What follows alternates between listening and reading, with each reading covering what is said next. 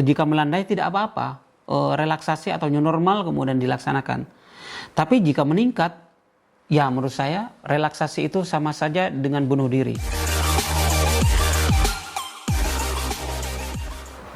Saat kasus corona mencapai angka 24.000 orang, pemerintah justru berencana mau menjalankan kebijakan relaksasi PSBB atau kebijakan new normal. Pertanyaannya, apakah kebijakan ini sudah tepat atau justru ini merupakan langkah bunuh diri? Itulah tema kali ini yang akan coba saya bedah dalam video kali ini. Dan buat sahabat semua, selamat berjumpa kembali dengan saya, Cak Hamid, di channel saya yang ya lumayan sedikit keren ini. Dalam channel saya ini saya banyak mengulas isu-isu terhangat seputar sosial, ekonomi, dan politik terkini. Jadi teman-teman coba scroll di channel saya, video-video saya, siapa tahu ada bahasan yang menarik buat kalian semua dan kebetulan terlewatkan. Jadi masih bisa ditonton. Yang pasti jangan nyari video mantan di channel saya ini. Sebelum lanjut, bagi yang belum subscribe, monggo luangkan waktunya sejenak untuk subscribe. Dan jangan lupa nyalakan loncengnya, biar kemudian tahu updatean terbaru video saya. Dan kalau suka, monggo di like dan di share buat sahabat semua. Oh ya, seperti penjelasan di awal video, pemerintah saat ini sedang menyiapkan kebijakan new normal alias relaksasi PSBB atau juga bisa disebut pelonggaran lockdown.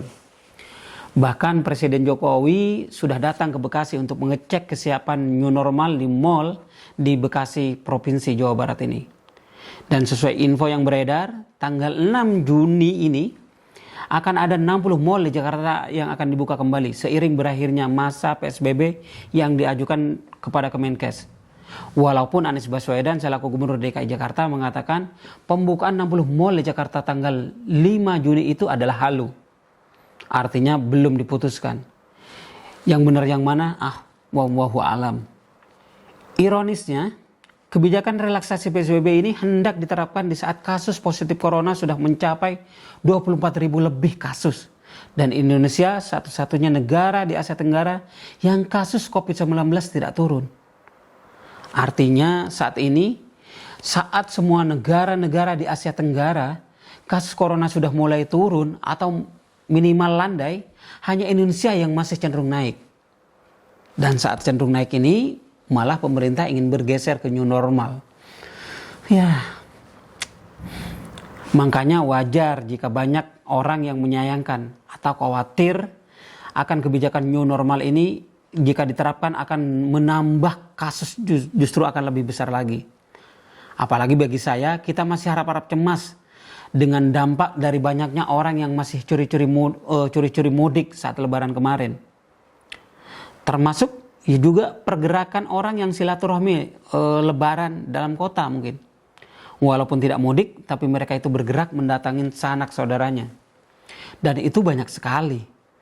Termasuk saya juga bergerak datang ke saudara, ke teman juga kemarin. Salah juga. Bahkan di beberapa wilayah seperti di Banten semuanya, saat lebaran tempat-tempat wisata masih ramai pengunjung. Pemerintah setempat sepertinya setengah hati menerapkan PSBB ini. Saya menduga ketidaktaatan dalam tanda kutip warga selama fase lebaran ini akan berefek pada peningkatan transmisi virus yang secara masif.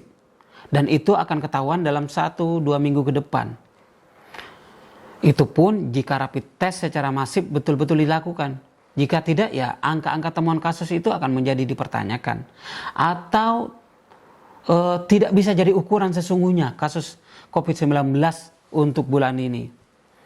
Karena tadi pergerakan massa itu agak banyak gitu. Pertanyaannya, mengapa pemerintah terkesan terburu-buru mau menerapkan pelonggaran PSBB ini? Menko Polhukam Mahfud MD menjelaskan, Presiden Jokowi menegaskan bahwa ekonomi harus tetap berjalan meski Indonesia sedang menghadapi virus corona atau COVID-19. Untuk itulah diperlukan relaksasi pembatasan sosial berskala besar yang kini sudah diterapkan di sejumlah daerah. Saya pun menduga dan sedikit memahami dilema yang dihadapi pemerintah saat ini. Dan sebetulnya dilema tersebut juga dialami rakyat, dialami kita-kita. Di satu sisi ingin fokus menangani corona dengan lockdown atau PSBB, tapi di sisi lain ekonomi harus berputar. Apalagi saat pertumbuhan ekonomi sedang mendekati titik nadir saat ini. Rakyat juga sama, kita juga sama. Di satu sisi ingin taat pemerintah, tidak bergerak, ingin stay at home. Tapi di sisi lain dapur harus ngebul. Begitulah kira-kira. Badan Pusat Statistik atau BPS mencatat pertumbuhan ekonomi Indonesia pada kuartal 1 2020 ini sebesar 2,97% year of year. Pertumbuhan tersebut mengalami kontraksi 2,41% dibandingkan triwulan 4 2019. Pertumbuhan ekonomi triwulan 1 2020 ini lebih rendah dari kuartal 1 2019 yang 5,07 year of year, atau lebih rendah dari kuartal 4 2019 yang tercatat 4,97.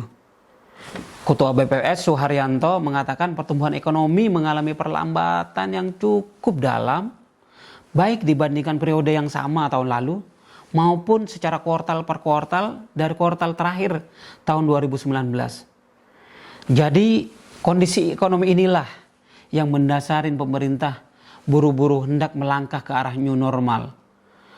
Walaupun dengan risiko yang sangat luar biasa, peningkatan kasus akan menjadi melonjak jika salah langkah. Karena sekarang ini sudah 24.000. Lalu pertanyaannya, baiknya kapan relaksasi atau new normal itu dilaksanakan dengan kondisi ekonomi yang sedang morat-marit ini? Menurut hemat saya paling tidak ya nunggulah. Mungkin 2-3 minggu lagi kita lihat apakah temuan kasus COVID-19 ini cenderung meningkat atau justru melandai atau malah turun gitu. Nah, jika melandai tidak apa-apa, relaksasi atau new normal kemudian dilaksanakan. Tapi jika meningkat, ya menurut saya relaksasi itu sama saja dengan bunuh diri. Mungkin itu saja video saya kali ini. Kurang dan lebihnya saya mohon maaf. Terima kasih. Dan sekali lagi buat yang belum subscribe, monggo subscribe, like dan share. Dan kalau tidak suka ya mohon kasih masukan di bawah apa alasannya tidak suka, biar kemudian jadi perbaikan dalam saya membuat konten ke depan. Mungkin itu saja. Terima kasih sudah menonton. Thanks for watching and see you, bye bye. Assalamualaikum warahmatullahi wabarakatuh.